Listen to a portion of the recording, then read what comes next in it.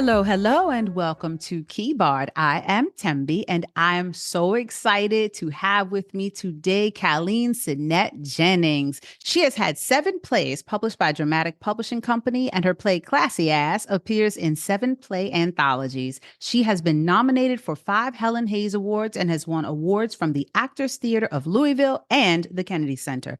Plays in her Queens Girl Trilogy have been produced nationally, and her children's play, Darius Twig, did a Kennedy Center national tour in 2017. She is Professor of Theatre Emerita at American University, where she taught theater for 31 years. She's been commissioned to write for the Kennedy Center, Arena Stage, Signature Theatre, Imagination Stage, Roundhouse Theatre, Everyman Theatre, and South Bend Civic Theatre. She has been a faculty member of the Folger Shakespeare Library's Teaching Shakespeare Institute since 1994, and she is senior consultant to the director of the Folger Shakespeare Library. Welcome, Caleen Sinnette Jennings. Thank you so much. Happy to be with you. Yay. Okay, let's jump in. So the first thing I want to ask you is, what are some of your first memories of experiencing the performing arts? I would say my very first memory is 5th grade, public school, Corona, Queens. June, we had a theater troupe come to our school. We never had those kinds of events. And this was really special. And I can remember them doing fairy tales or something, but I was completely enthralled. And I just wanted to do what the people on stage were doing. So that got you started. Now, Absolutely. I read that you were introduced to Shakespeare as a child in an international school in Nigeria. Can you talk about that? Sure. Well, my dad was a physician, my mom a librarian. Both of them were very active in the civil rights movement in New York. And in fact, my dad was in the Audubon Ballroom the day that Malcolm X was assassinated. And he said, I'm done. I'm done with America. He had long held an interest in tropical medicine and in Nigeria. And we went in 1961 just to sort of get a taste. It was only for 3 months, but my dad got a fellowship and we went, and that was heavily on my dad's radar. And once Malcolm was assassinated, he says, we're leaving. So in 1965, we packed up and we moved to Nigeria. I ended up going to an international school. The headmaster was British, but there were faculty members from all over the world and students from all over the world. And because Nigeria was newly independent, I think Nigeria got its independence in 1960 and we arrived in 65. So it was still fairly fresh. And my Nigerian classmates had gone to school run by the British. And so they had started Shakespeare in 1st grade, 2nd grade. There was no sense of any intimidation or anything. They were very familiar with it. And, as an American who had never read Shakespeare before, I, arrive in 10th grade. And the thing that I tell people that I think is really important is that the English teacher, who was British himself, he expected us to understand it. So we did. There was never any, this is Shakespeare and this is it, and we read it aloud. That's the other important thing. We read it aloud because it was written to be done aloud.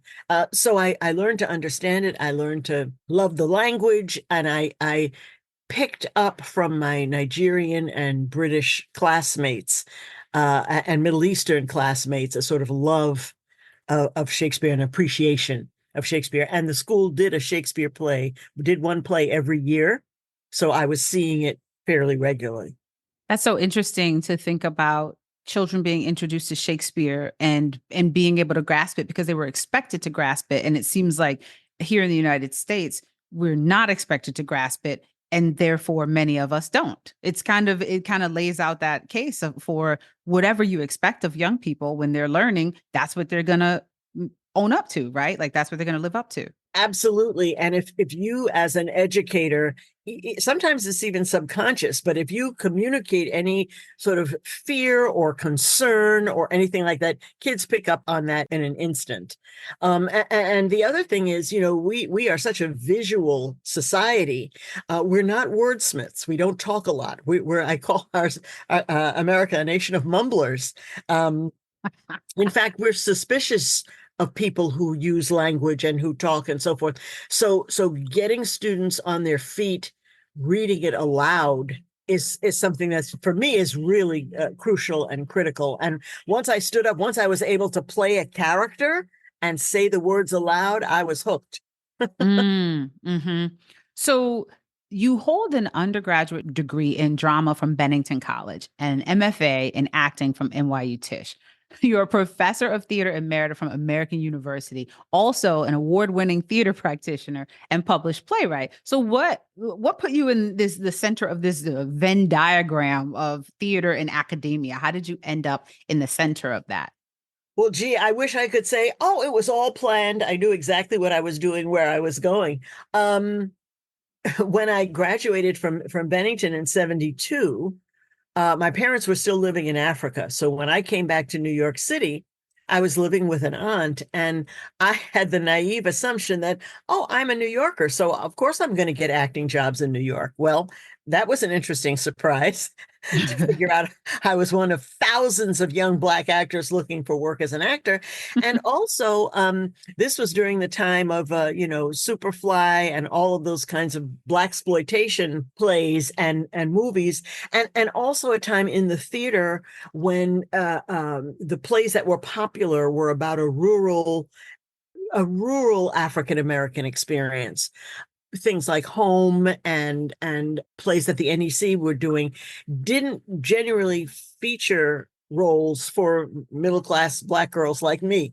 So it was kind of hard to find, where I fit in. I was actually told by somebody who was auditioning me that I wasn't Black enough. I said, Oh, come on. that's interesting. I looked in the mirror and I was plenty Black, but hey.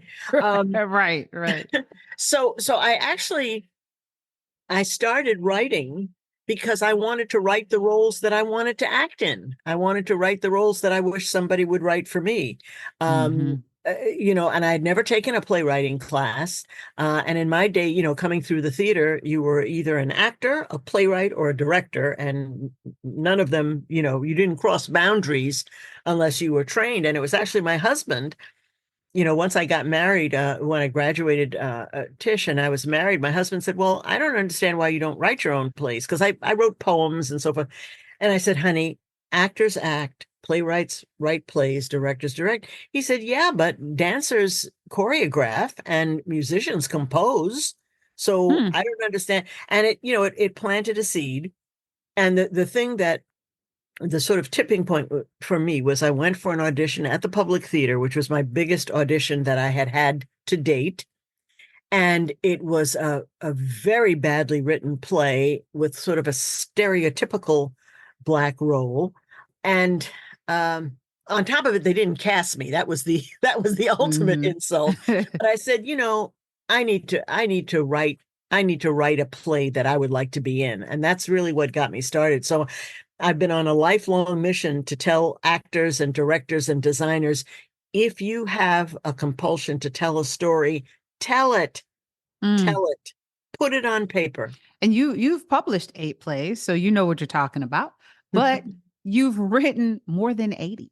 So what did you come to understand about playwriting between play number 1 and play number 80? You talked about how your husband planted that seed for you and you came to decide, you know what?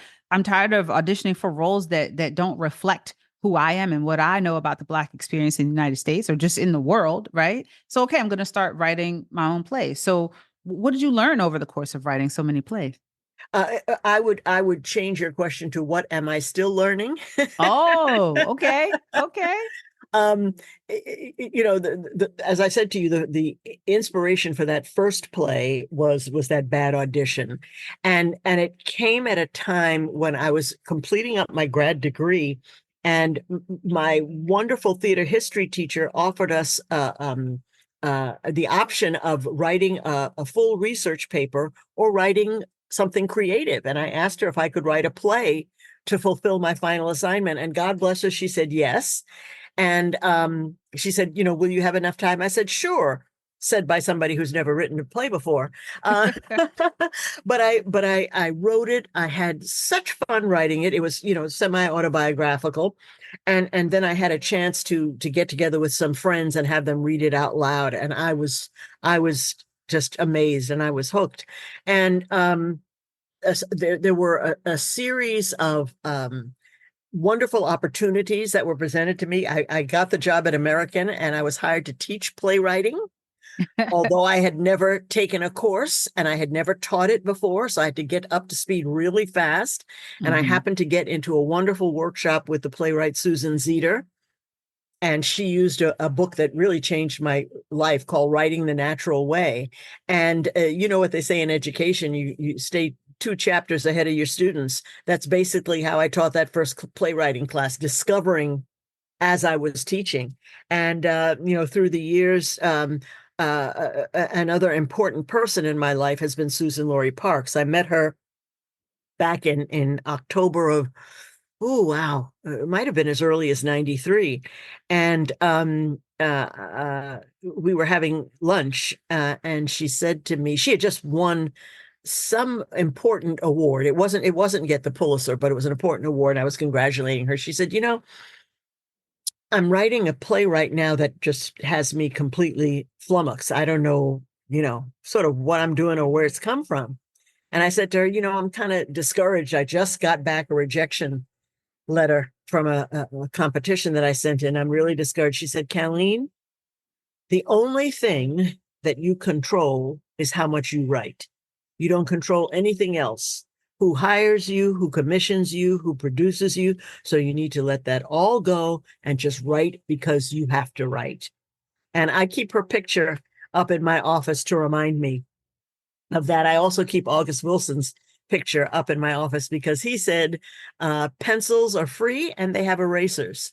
There you go. What's stopping you?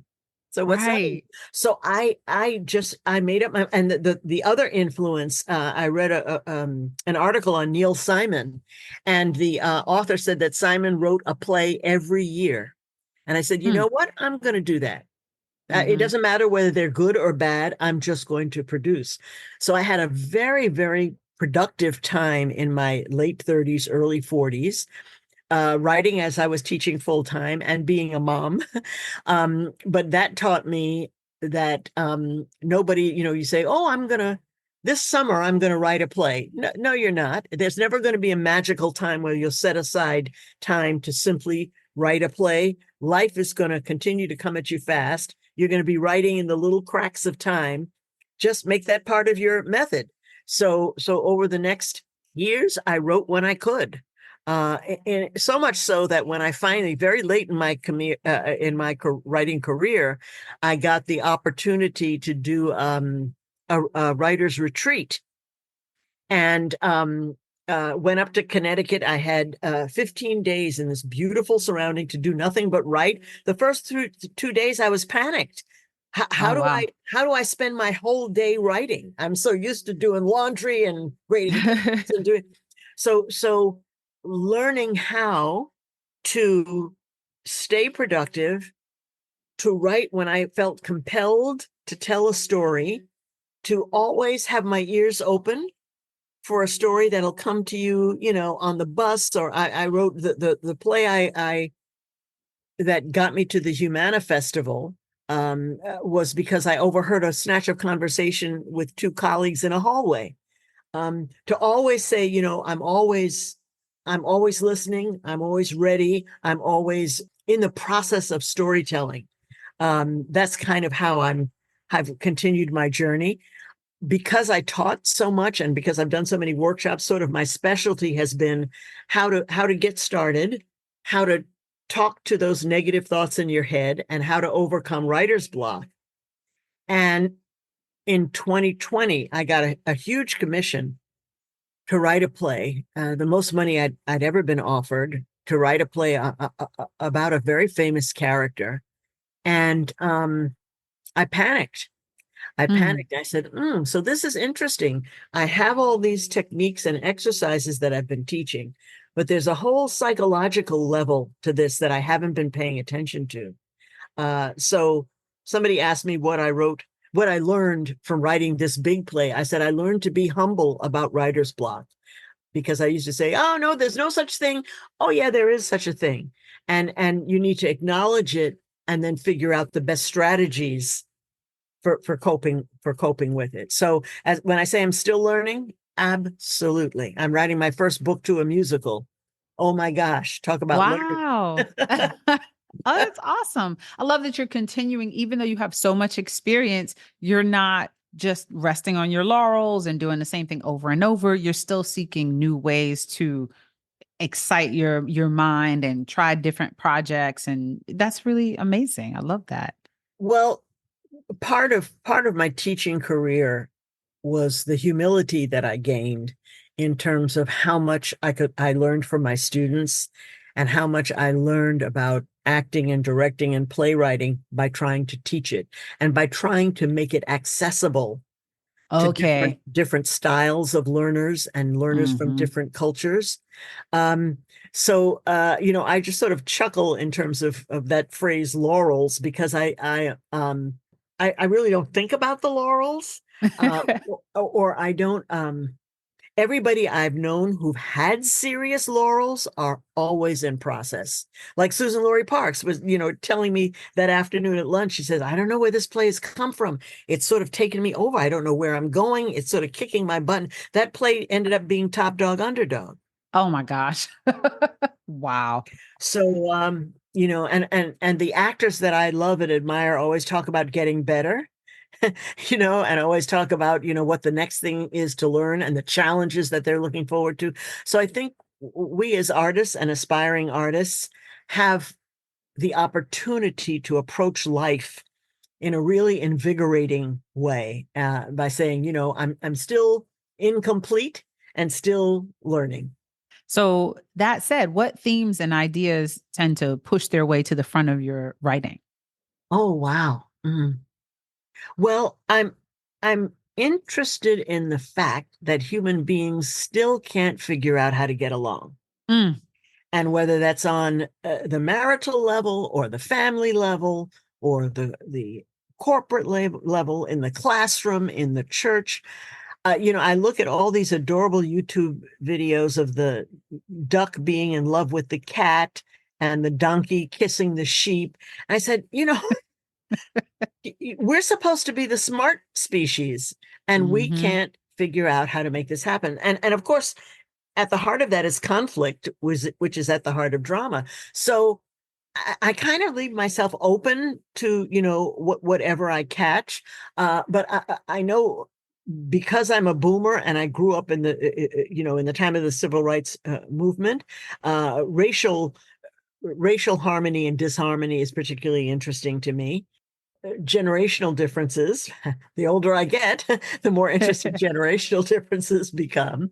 Hmm. Um, but I would say those are the themes that drive me. And I would say my overall code is that if somebody is going to come to see my play and pay for parking and pay for a babysitter and pay for dinner, I want to have that person leaving the theater feeling uplifted, if only uplifted to think hard about what I said. I'm not a Pollyanna. All my plays don't have happy endings. But if they can say, wow, it stretched my head. It made me think about things. I can use this in my life, or I want to talk to somebody about this. That's my kind of code. It's easy to write a play that is depressing. Hmm. It's far harder, I think, to write a play, particularly a play that deals with tough issues, but sends people off happy that they came to see it and happy that they had to wrestle with things. Hmm. In 2001, you conducted this wonderful interview with the icon, August Wilson, who you mentioned earlier. You said you had a picture of him on your wall. Of course, he shared tons of gems during that conversation, but I'm very curious, over the time that's passed since that interview, are there any moments from that conversation that still stick with you? Very much so. The first thing isn't literally in the interview, but we arrived at the venue. Quite foolishly, I wore a very heavy dress. So I was sweating like crazy because, oh my God, August Wilson had been one of my idols forever. And here I am live with him in the room. And we are live with with an audience of high school students. Mm-hmm. Plus, we had people calling in. So I had a lot to sort of juggle. And we finally sit down and we get mic'd up. And August says to me, I'm nervous. And I felt like saying, buddy, you think you're nervous. Right. But I said to him, you know, you're nervous. What do you know? He said, I know what I need to do. He took his mic off. He went out into the audience and he shook hands with every single high school student. Hi, I'm August. What's your name? Glad Oh, you could be here. Hi, wow. and when he sat down, he says, okay, now I feel better. And that was his whole thing. It's about people. It's about relationship. It's about communication. And it's about finding ways, particularly when the stakes are high, to break through whatever layers of time, status, class, race, whatever that is, to break through that so you can have a genuine communication. And he won the kids over immediately. Their questions were beautiful and they just sort of fell in love with him. So that's the first thing I learned. The second thing was that quotation, pencils are free and they have erasers. Mm-hmm. He says you don't have to go down to the store and ask for a bucket of words. You can just make them up in your head. The other is a very poignant story he told, which sort of links back to that discussion about laurels. Early in his career, he was getting a lot of sort of press and a lot of whispers of, maybe Pulitzer Prize, maybe this prize, that prize. And he got a letter from a little theater group somewhere in the South just saying how much they appreciated his work and how they wanted to give him an award. And he said, this was a little tiny sort of no-name theater group in the South, and I had so much on my plate. I wrote them back very politely, just saying, I'm sorry, I can't visit, but I thank you so much. They sent the award. It was a little, you could see it was a theater that didn't have a lot of means, but they sent this award, and August said, I looked at it, I appreciated it. I put it in a drawer. And he said, that year, I didn't win the Pulitzer. I didn't win this prize, that prize. That I was struggling with the play. And he said, at one point, I said to myself, I opened that drawer and I took the award out. I said, now these people cared enough to write to me, to pay for this award, to send it to me. And I'm busy looking all around the award at something bigger coming without really appreciating what this means. He said that was the only award he ever traveled with. That's the Mm. award he kept with him to remind him that it's not about anything else but the laurels and connecting with people on a deep level and being able to appreciate that. It's so powerful. I love that connection and that real experience with him, who had, as you mentioned, experienced so much success, but still Yes. understood the baseline, the foundation of the craft, and not to get so caught up in all of those big awards. Glad And he he learned took that great lesson. pleasure in being able to disappear. We were at a big Kennedy Center event honoring him. And people were milling and so forth. He was a good friend with my husband, so we were standing and talking to him. I was on my way to the restroom, and I saw a colleague. I said, "Do you want to meet August Wilson?" She said, "Oh, he's not here." I said, "Yeah, he is." She says, "I've been looking for him. I haven't seen him." So I said, "No," and I brought her to him. So I said, "August, my friend had been looking all over and hadn't seen you." He said, "I love that." He says, "I'm able to make myself invisible almost any place." And he really valued that, because all the hoopla and all that stuff, he appreciated the effort, but that wasn't what he was about. Hmm. So now I want to talk about a couple of your pieces. I want to sort of get into your work. One of your pieces is called Playing Juliet, Casting Othello. And this play calls for a multiracial cast and explores many issues, including race, class, and gender. And it's against the backdrop of a company producing Shakespeare. So why did you decide to write this play? Wow. So these are two one acts. The first act was inspired by a friend of mine who had written a play with a strong Black female protagonist. It was going to be directed by a very dear friend of hers who is a white male. And the white male director cast a woman in the lead role who was large and dark skinned and a very powerful presence. And my playwright friend, who is a champion of women and a feminist in many ways, really objected to the casting choice. and really objecting, said, no, she needs to be beautiful. She needs to be, and I could see she was talking about what was beautiful in her eyes. Mm, And the director saw somebody who was beautiful in his eyes, right. and so this idea of what is beauty, and the play talks a lot about beauty. And so I said, I'd love to write about this casting dilemma that happens. And what do you do with the language in Shakespeare that talks about light and dark and has negative things to say about blackness and so forth? So that was the first play.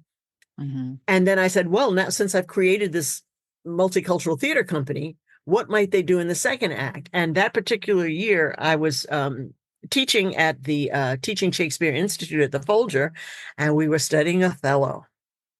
So I said, wouldn't it be interesting if this same theater company decided to put on Othello? What kinds of issues of race and class and gender would they have to confront trying to put on Othello? So that's how those two plays came into being. Okay, so it was the two one acts that you sort of followed on, just exploring this world that you created and Right. what happens in this situation. Have you considered, okay, what if they were casting something else? Have you considered maybe writing another one with the same group? Thank you for putting that idea in my head. I wrote those plays in 96. Oh my gosh, things have changed so much in the theater and in our societal conversations about race and gender. It would be really interesting to revisit that theater company. Yeah. I think so. Thank you. Yeah, you're welcome. I'm here to help. I'm here to support. So I've read that you said in the past, I will never refer to myself as a Shakespeare scholar. I'm a Shakespeare student. Do you still feel that way today? More with each passing day. Oh. I have been so lucky to interact with and get to know people whose scholarship I admire so profoundly. And the thing that I admire so much about them is they're always ready to say, gee, I don't know, or I'd never thought of that, or isn't that a wonderful thought? I'm borrowing that. The scholars who I know who are worth their salt are everlasting learners. And Shakespeare is so thick and rich, and I don't know anyone who has ever said, I know Shakespeare. I know all there is to know about Shakespeare. And I take it back. I've heard people say that, and I'm instantly suspicious. Yeah. Because the cool thing about teaching, I teach a Shakespeare play, and my students would have all these new insights, and there's so much there that you have to consider yourself a student. I wonder, I mean, if you talk about teaching your students Shakespeare and what you get back from them, I would assume that with each passing year, whatever the students are focused on or whatever's happening in society, whatever's happening with them is going to continue to impact that conversation. So I certainly can understand how, certain things about Shakespeare, you keep feeding things back into your teaching practice, but then also they're bringing new ideas each time.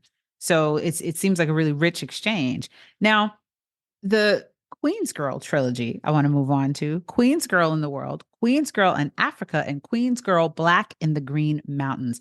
Who is the Queens Girl, and what led you to create this beautiful, beautiful trilogy?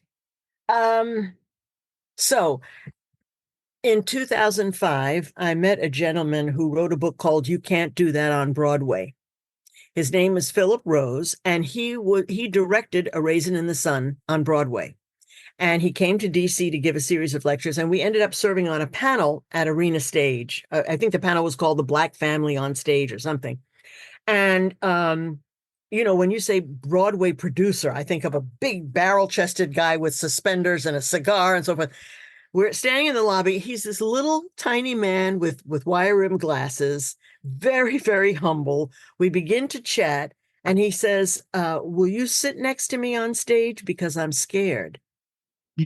And I said, Phil, if it weren't for you, and if it weren't for A Raisin in the Sun, we wouldn't be having this discussion. He said, but in case you hadn't noticed, I'm not a Black woman. and and it was true. The rest of the panel was Black women, and he was the one Mm. Black male. So we Mhm. struck up a friendship, and he was a wonderful supporter of my work, and he wanted to do a second book, following up this story of how he brought A Raisin in the Sun to Broadway. And in the course of our working together and him finding out more about me, he said, you really need to write your autobiography. I said, Phil, nobody cares. Seriously. Why, and I don't write narrative. So, why would I do that? But Phil was like a dog with a bone. That's how he brought A Raisin in the Sun to Broadway, because all the odds that were against him, he had never Mm. directed anything, much less produced anything. So when he had an idea, I mean, he nagged and nagged. And when I got the retreat that I just told you about, the first time I'd ever been invited to a writer's retreat, Mhm. I got there. The first 2 days I panicked, not knowing what I wanted to write. And then I said, I should show Phil that I can't do this. I just need to, give it a shot, let him see how awful it is. And, so I started out writing Queens Girl to show him that I couldn't do it. That's Uh, an interesting way to show somebody that you can't do something. I started out writing, my autobiography, and what I say to students, the first thing that came to me was an image of me sitting on my stoop. So I tell people who are writing and people who are writing their memoirs, what's your earliest memory? Just start there. You don't have to start in the beginning. You don't have to start anywhere. There are no rules here. Just start writing. And that's what I did. And I discovered the more I wrote, the more dialogue was in it, because I think in terms of dialogue. And I said, hey, somebody could do this on stage. So during the next 10 years, from 2005 to 2015, it was in various stages. I would perform parts of it. I directed other people in parts of it. Did you and I collaborate on staging a part of it? I think we did. Was it you playing I Jacqueline? I was trying to think, because when I was thinking of all the women who had who had touched it, and I was like, I don't feel like I was in the fully produced part, but I feel like I read I played her in early iterations at the reading level. It was That's for what I it feel was for like. Fresh Flavors, Yes. and Yes. Liliana Blaine Cruz directed you. Oh my gosh. Yes. Thank you for closing that loop for me, because I was like, I know that I had touched that piece. I know that that piece has touched me, but I knew I wasn't in the full productions. Yes. And it's just so many of us, just to say, so many of my colleagues, Black actresses who got to touch this role as well. I'm just so grateful that you created this beautiful character for us, coming from telling your own story. Well, a series of happy accidents. Um, I have been so blessed to have actors like you and Dawn Ursula and Erica Rose and Eaku and all these beautiful Black women, highly skilled and talented Black women, help me Mm-hmm. develop this character over time. It got staged again by accident. I was invited to do a workshop. AU partners with the Osher Lifelong Learning Institute, generally older people who come and take a course and so forth. And I was invited to give a talk on playwriting and about the work that I was doing. The afternoon was so hot. And I said, oh God, do I have to do this? But I had said I would, so I did. In the audience was a woman on the board at Theater J, who then went to the artistic director and said, we have to do this play. Wow. And that's how that happened. That's how that happened. And it just so happened that year was the Women's Voices Festival. Yes. So Queen's Girl became part of that again. And again, opening night, I'm sitting there, and I've always, when you write autobiography, there's a risk, number one, of, because you're the protagonist of your own story, there's the risk of making you sound way more important than you are. There's a risk of spending time on stuff that people really don't give a darn about, and nor should they. So I was Mm. really very, very nervous, and I did not know how the audience was going to respond. And I especially didn't know how young people were going to respond, because it starts in the 60s. And when I got such a wonderful response, I was overwhelmed. I was so emotional, and in the talkbacks, people would say it was meaningful and so forth. It was such a gift to me, and people kept saying, "So what happens next?" And I said, "Well, you're very kind, but no." And then I got offered money to write Oh, next. I said, "Oh, well, that could that's convince me." different. So I wrote part two again with the same worries and even more worries because the first one had been successful. So now I'm saying, oh God, people are going to compare them and blah, blah, blah, all that negative stuff that goes on in your head and so forth. Wrote that one, and people are saying, so what happens next? So that's how I ended up with the trilogy. And the last line of the final play is, tell your story. Someone is waiting to hear you. Mm, Because that's what I learned. And that's what I want mhm. the audience to go away with. So since that time, I've taught a lot of classes on memoir, and I love teaching playwriting and finding people discover that they can tell their stories. That's so beautiful. And I know for Black in the Green Mountains, that was about your time at Bennington, right? Yes. I think that's the one Mhm. that Felicia Curry was. Yes. But okay, that I hadn't read or seen that one, but I just love. I feel the same way. I'm like, okay, well, what happens after that? I mean, gotta go to Tisch. You gotta like, you know what I mean? It's like, what? You gotta go to AU, or do you imagine? Let's just say you were to continue this. I'm not saying that you are, but what if you were? Do you think that you would start to would you stick with memoir, or do you think you would start to go off into other branches that may not necessarily have been your experience, but can continue the story on and on and on? Thembi Duncan, I'm scared of you because you got magical powers. I've been thinking about this. I put Oh, my absolutely. I put my foot down firmly because Vinny at Everyman asked me. He said, "Could I induce you to?" I said, "No, no, no. This story is told and done." But what struck me recently, my 99-year-old aunt passed away, and it was up to me to clean out her closets and to pack up her apartment and so forth. And she mm, led such an incredible life. I said, "Oh, Queens Girl, Norma's turn." So this is going to be Norma's story because she grew up in Queens. She was a huge influence in my life. This is a woman who in 1952, I was 2 years old. She was a single Black woman raised by a very traditional Trinidadian household, and she and her girlfriends went off to Europe. wow. My grandmother almost died. My grandmother being very dramatic herself, you can't, you're a single woman. My aunt had more fabulous adventures. She also, in her later years, taught for 3 years in Kenya, Wow. lived by herself. She made her way in the world in a way that a sort of protected Trinidadian Catholic school girl didn't do back in those days. And I Hmm. realized how much between she and my mom, how much I grew up with these role models of, just do it. If you have an idea, do it. What's to stop you? So I want to tell her story. And that has come to me fairly recently. So it's interesting that you're.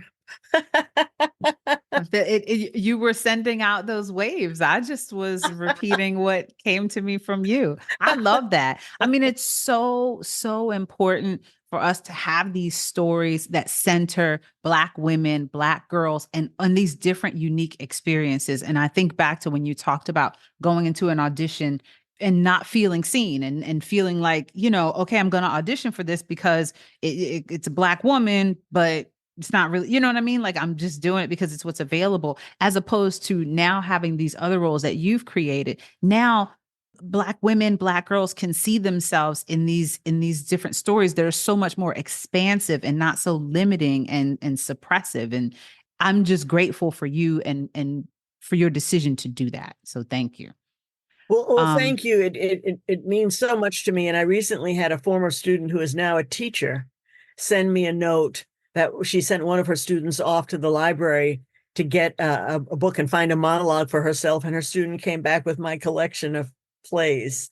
And oh, that's what means the world to me. As you just said, we as Black women of all ages need to be able to go places and see ourselves reflected and know that we are part of the world's story.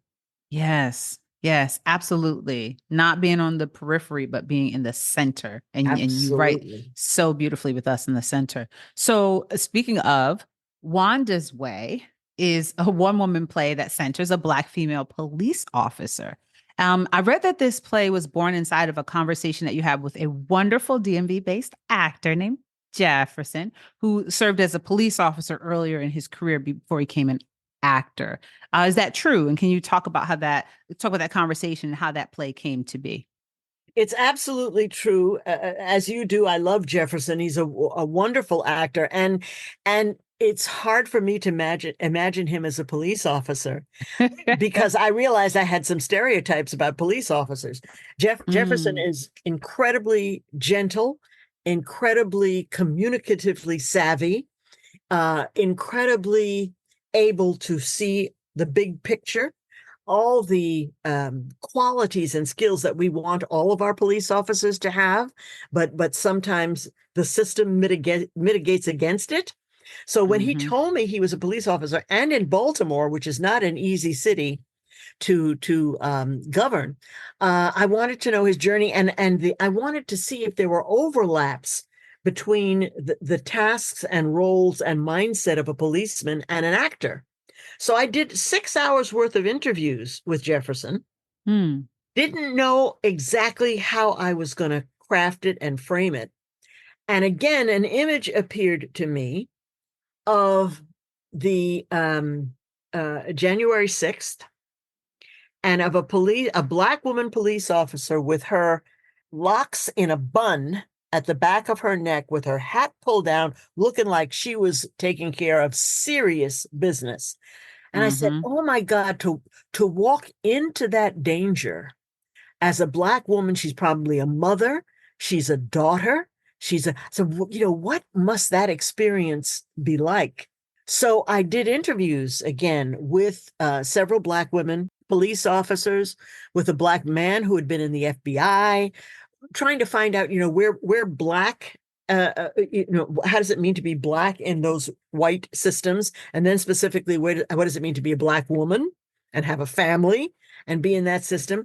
So I wrote this one woman play where, again, I'm why one person plays? Because I am still fascinated by the fact, and I think audiences are fascinated by the fact that they can watch someone transform into someone else in front of their eyes. You don't get that in film. You don't get that in a museum.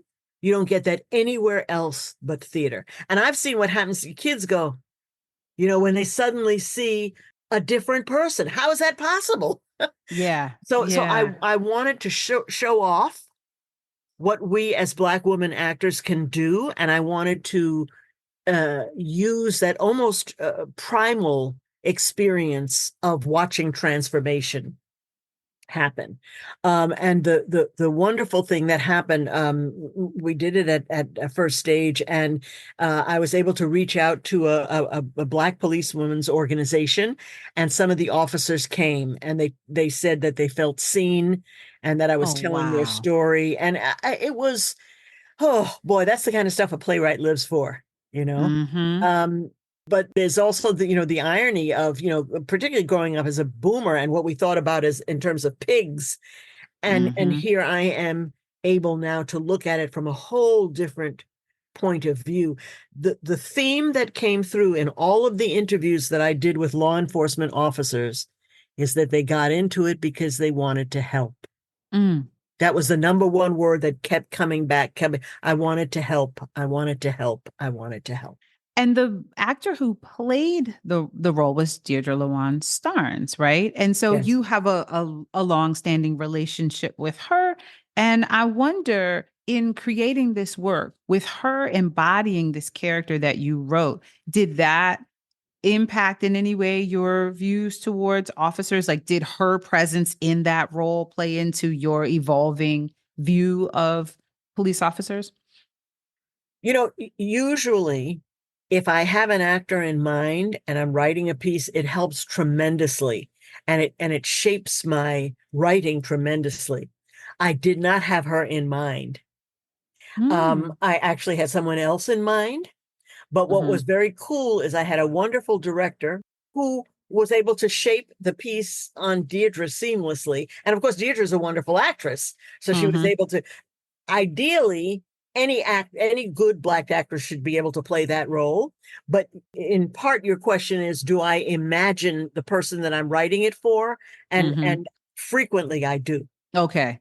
And so now I want to ask you about I kind of want to ask you about another play, but I'm going to, I'm going to save that.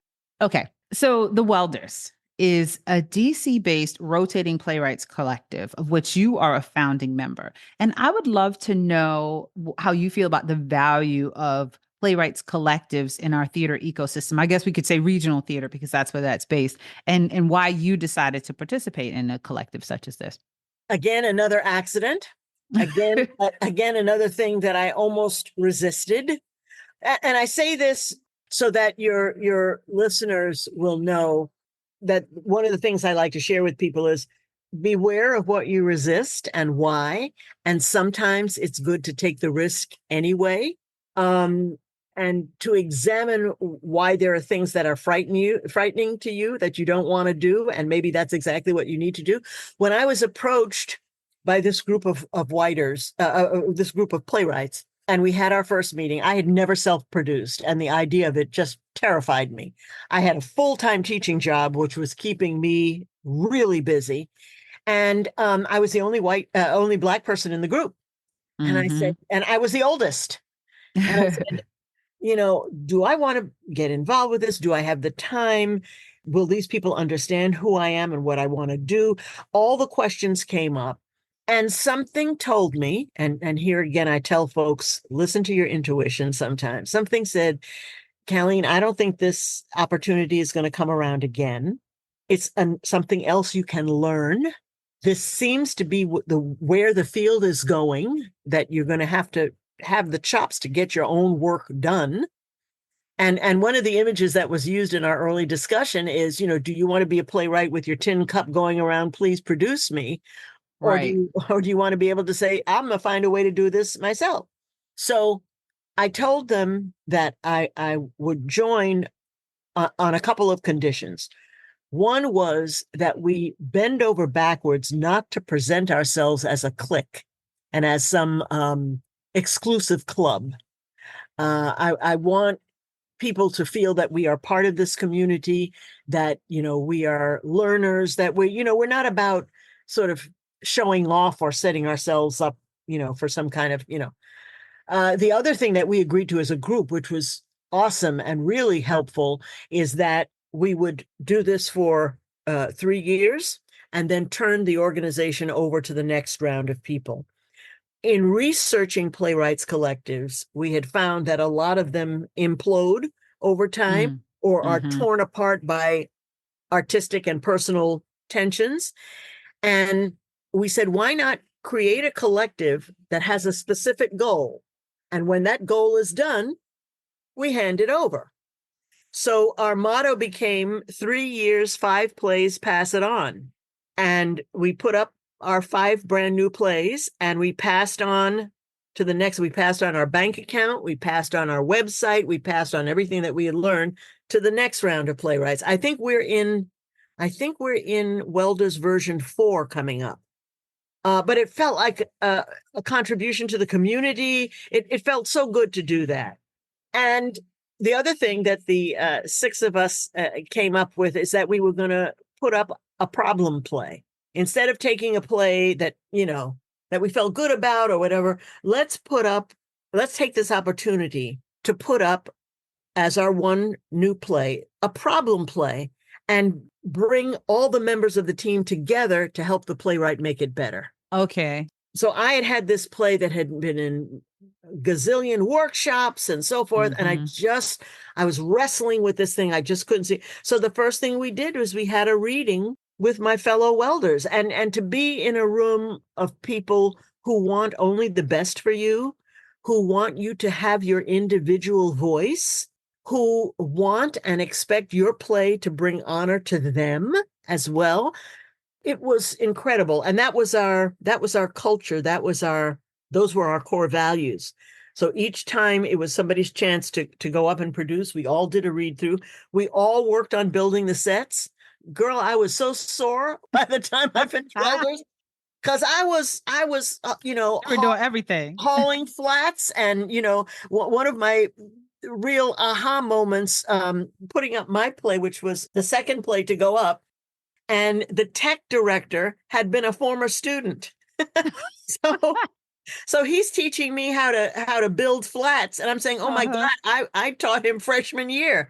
But that's what felt great, this sense of community, this sense of everybody seeing how the playwright doesn't just sit in an ivory tower.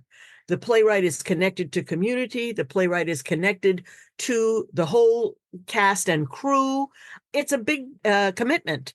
And I worked my tail off. All of us did. We still meet. We still email. We're still very close. I'd walk into hell for each of those people, because we put our money where our mouth was in terms of we were all in for everybody's work. And Allie said it best in that first meeting. She said, if we do this right, I'm only going to spend 1/5 of the time on my work. Exactly. Yeah.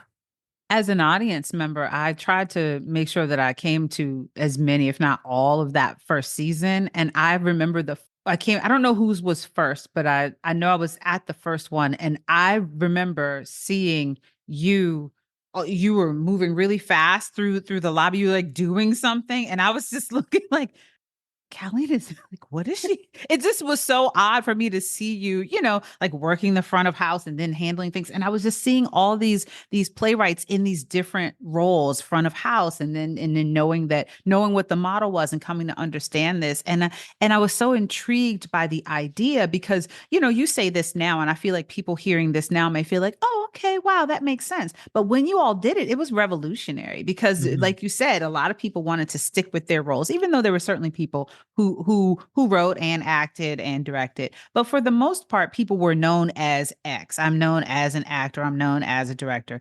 And people were not necessarily gonna just jump into the support of another person's piece, but you all demonstrated a level of community and collaboration to the DC theater community that I think it did achieve, in my opinion, what you talked about in terms of not putting yourself out there as a clique, but as an example of what's possible. And I would venture to say that a lot of the multi-level or sort of like multi-person leadership teams that you're seeing in theater now have studied your model. They have to have. Wow. I just feel like that, because it comes from that ethos of, why are we making things harder for ourselves when we can collaborate and make things easier? And then at the same time, we're all contributing in these different ways that are enlightening and enriching us. So again, thanking you for that as well. Just all of these things. I love how you talk about things that you're initially resistant to, that you don't allow the resistance to block that opportunity for you. You go in knowing you're resistant and you're like, okay, these are the conditions. So I think that's important too, right? That people understand, if your resistance is something, you can set boundaries and you can say, I will do this under these conditions because this is how I can bring my best self to the role. Yes. So yeah, just very powerful lessons. You also raised an important point about setting boundaries, because I also said, sort of as a condition of my joining, I drew up a contract, because I said, I'm at a place in terms of my age and in terms of my career that there are certain kinds of plays that I find to be embarrassing and provoking for no reason, gratuitous violence, gratuitous sexuality, and so forth. And while I would never want to censor my fellow welders, I have feelings about what is put forward under the welder name. So we set up a system whereby we could talk about things and ask things, to avoid censorship, but yet also to be aware of the fact that, we all have a stake in how we're being represented. And that contract talking about, well, so what if one of us gets a huge commission in LA for a film and has to peel off? So we set guidelines as, this is what you have to do. This is what you have to. So we went into this feeling really solid in terms of what we had agreed to. And then one of the most important discussions we had, and it was right after signing that contract, And the contract was a little sort of left-brained and made you think, oh, wow, because we talked about money, we talked about a whole that hard stuff. And then the person facilitating said, I want us to go around the room and talk about the playwright who has made the most difference in our lives and who we cherish. And once again, that brought us again into an artistic understanding of where, and hearing my fellow playwrights talk about who they read and who moved them and what they were trying to do and everything, once again brought us back to an artistic discussion that was like the glue that held us together. So I actually wrote a little handout that I give to workshop participants when I do workshops about things to look for if you're forming a collective. I think they're very important. It's so much easier to there is the lone wolf model of playwriting. It's hard. It's hard. And having a group of people that you can bounce ideas off of, who you know have your best interests at heart, who you can learn from and grow with, who will hold your feet to the fire, all that kind of stuff is so important. So I have some suggested things in terms of if you're thinking about forming these kinds of groups. Groups are always better. Farther together. What is that? It's like you farther, Yes. faster Yes. together. So, speaking of your workshops and teaching and things like that, you've taught many, many courses. You've taught acting, playwriting, voice and speech. Of course, you've taught Shakespeare. What are some of the things that you've learned from your students over the years? And you talked a little bit about this earlier in the conversation, but I'm curious if there are things that stick out for you that you've discovered from your students. Wow, so much. I'm trying to think of individuals. Okay, so here's a good example, one that blew my mind. I retired in 2020 after 31 years, and my last semester was the first semester I'd ever taught online because the university locked down for COVID. So here I went. I told people I came in 1989 thinking I knew nothing about teaching, and I'm leaving in 2020 thinking I know nothing about teaching. So one of the courses I was required to teach my last semester was acting Shakespeare online. I said, how the hell am I going to do this? Not only did I do it, my students' final exam was one of the finest final Shakespeare exams I've ever seen. And I said to them, what enabled you to provide this caliber of work for your final? And they said almost to a person, the fact that I was in my own house, I was in my own room, and there was nobody looking at me. And I said, my God, these are theater majors who are most comfortable when there's nobody looking at them. What am I doing? Wow. What am I doing here?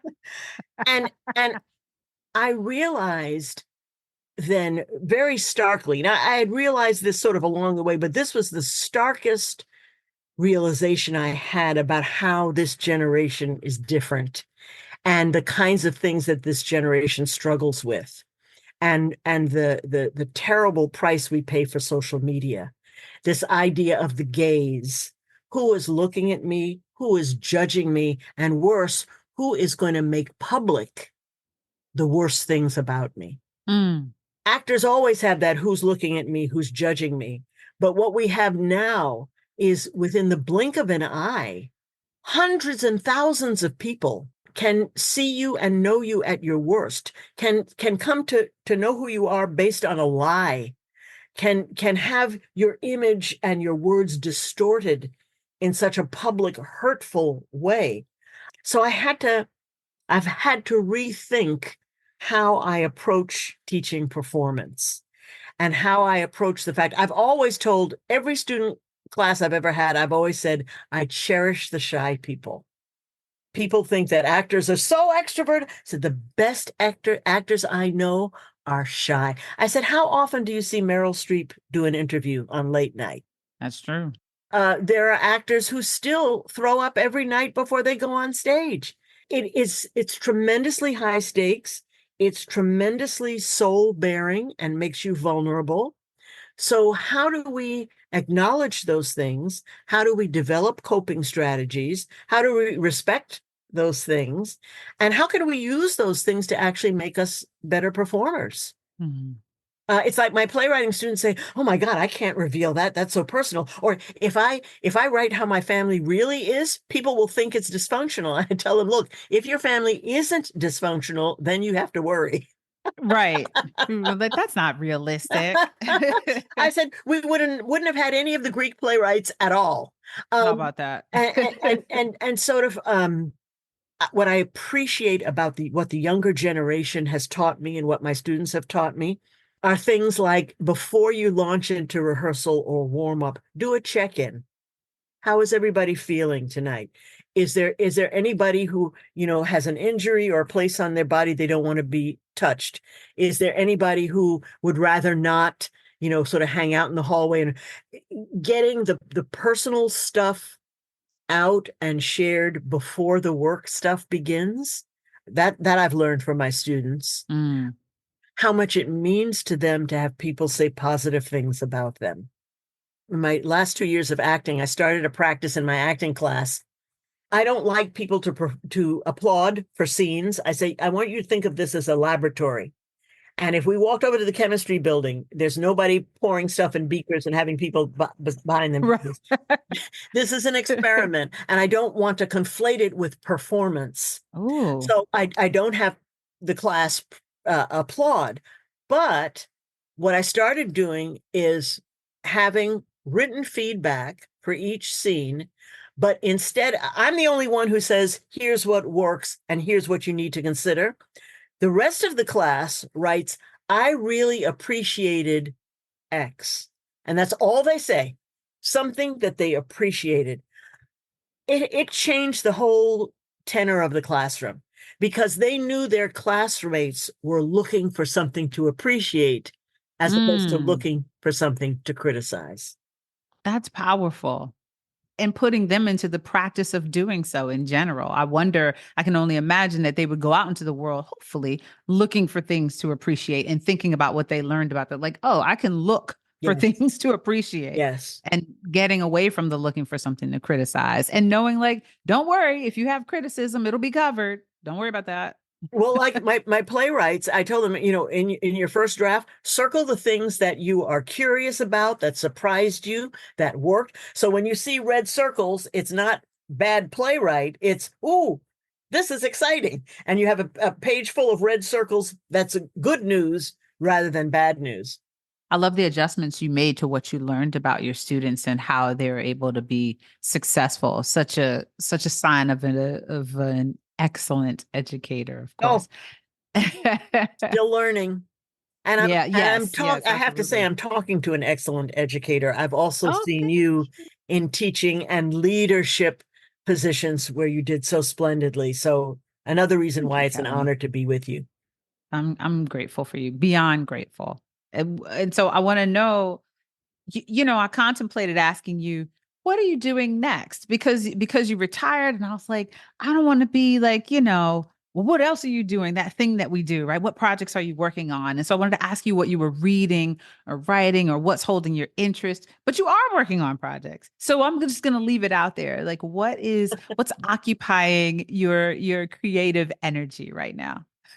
Well, I'll share this because this is tremendously valuable. The wonderful playwright Susan Zeter, who introduced me way back in the day to writing the natural way. When I told her I was retiring, she says, "Oh, no, that's not the word you use. What you're doing is you're graduating." Oh. And that was a wonderful way to think of my leaving AU, is that I was graduating and a whole new life now was coming post-graduation. So first thing I did the summer I retired was panic and say, oh my God, I'm not going to have enough to do. I'm going to go crazy. Within a year, I had taught 5 courses online, and I was fried. Oh, wow. I was fried because I was so scared that I wasn't going to have enough to do. I overcommitted. Mm-hmm. Did you, and you taught like through a variety of platforms? Yes. Okay. Dramatists Guild invited me to teach a course, and I had participants from Costa Rica, from Texas, from all. So that was really exciting, and it was a very traditional sort of playwriting class, like how do we construct family in a play. Then Theater J asked me to teach memoir. I had never taught memoir per se, but because I had written the Queens Girl plays, I taught that. And then I taught, what else did I teach? And what I of course I was fried, because I was also learning the technology as I was. And I was going to say, it's different. It's not the same. So you had to learn all that and whatever. I'm guessing everybody didn't use the same technology. Everybody didn't use the same platform. So you had to learn each way, right? And then however people connected, you had to navigate that. So that's a lot. And what was most important to me was, how do I build a community on these screens? How do I create a culture where, cameras on, and if cameras have to be off, there are certain exceptions to the rule that have to happen.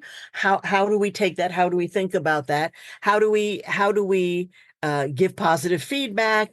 How do we keep from interrupting one another? All of those things that I would do in a live classroom, how do we make that work in screens? How do I give feedback? What was great is I didn't have to grade, but I wanted to make sure that I gave, the people who were creating stuff, I gave them, my feedback. And how do I enable other members of the class who maybe have never ever given feedback before?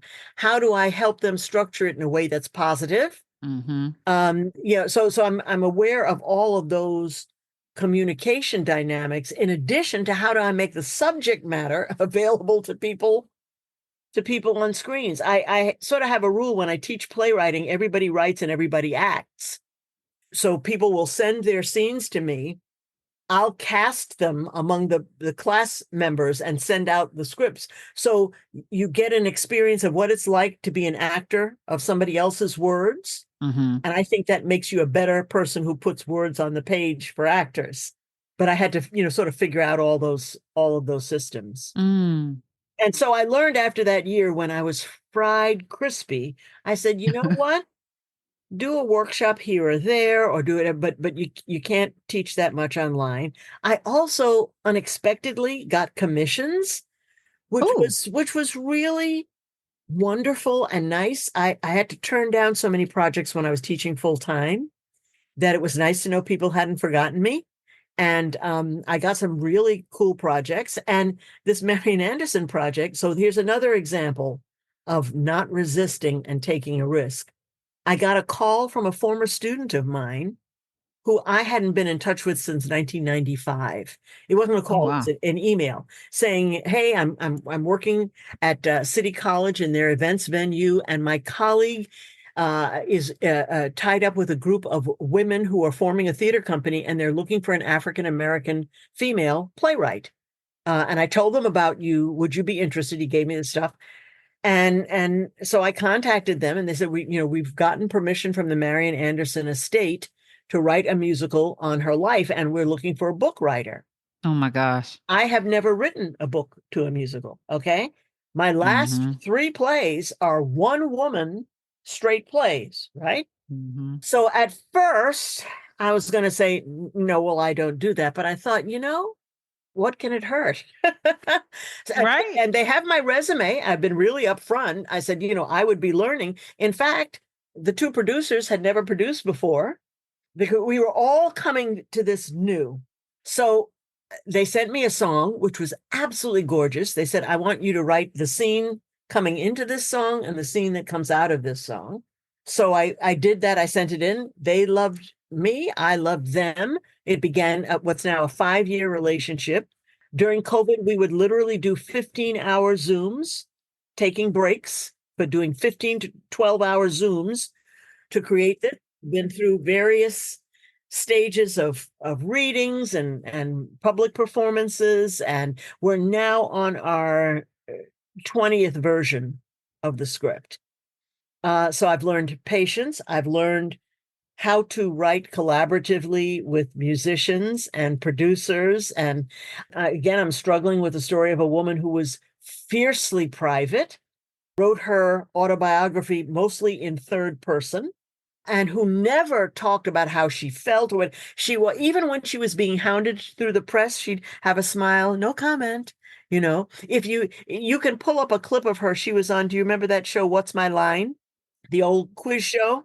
If you pull up Marian What's my Anderson line? on What's My Line, she No. appears on the show as the celebrity. All she says is her name. She says not one word. She was desperately shy and didn't believe in, and that was sort of the era also where you didn't share your feelings or talk about your private life and so forth. So how do you create a protagonist that grabs the audience's feelings?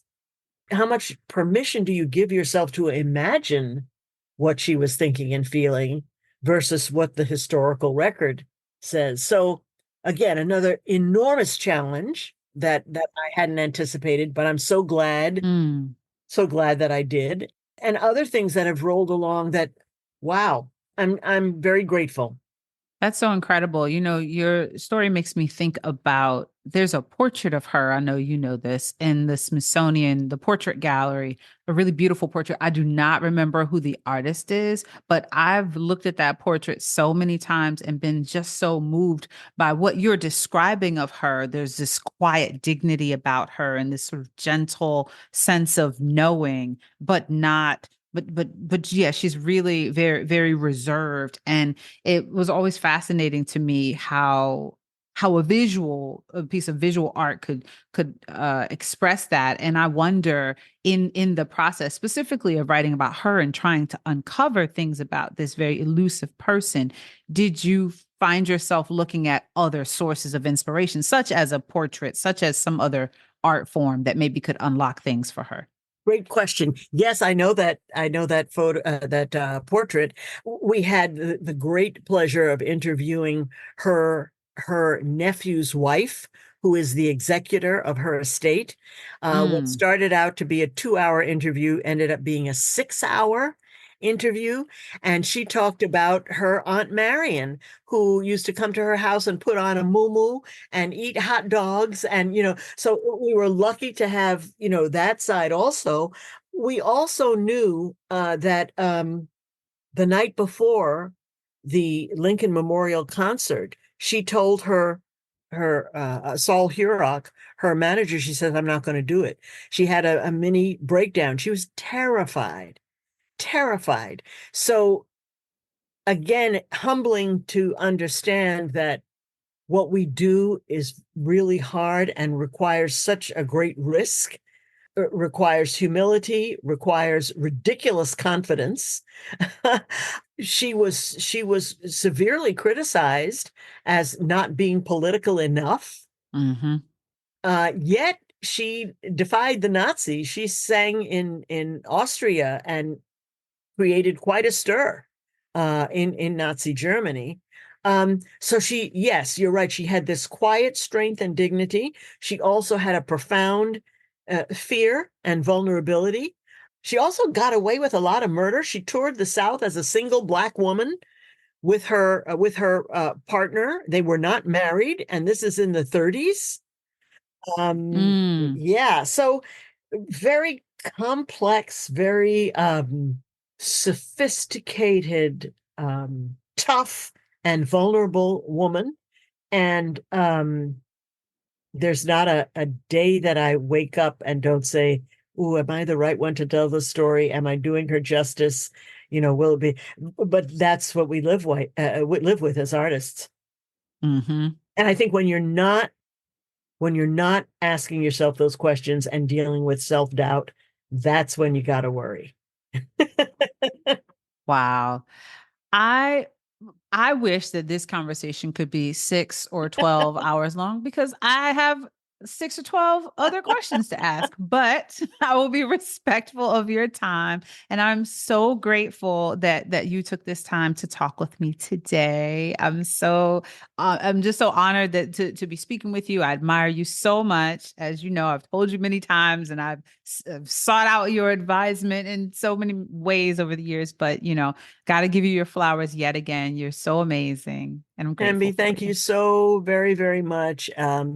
Because we've known each other for such a long time and in so many different roles. And I'm not aware that you're aware that when we knew each other at AU, I was doing a job. I was chair of the department, and I was doing a job that absolutely terrified me.